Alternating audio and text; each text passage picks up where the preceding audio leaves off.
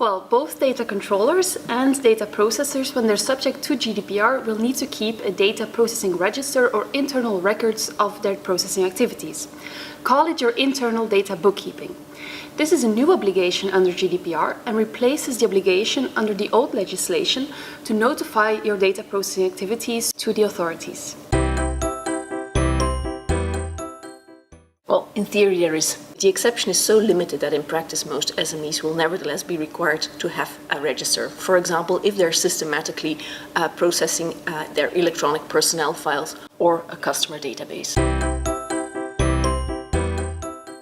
Well, the information you need to include is actually quite similar to the information you had to include in the past in your notification to the data protection authorities.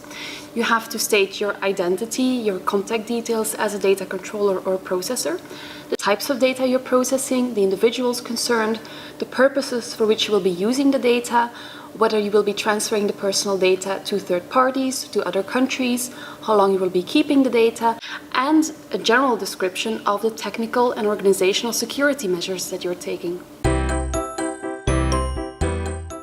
Yes, there is. The Belgian Privacy Commission has published a template on its website. You can use that template, but you're not required to do so, provided the only requirement is that the document is in writing, including in electronic form. You can also have the register in English if you wish, but then the Data Protection Authority may request a translation to the local language.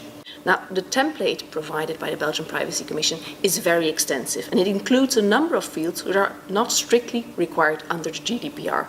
But it's a very useful exercise, especially if you're starting your data flow mapping exercise.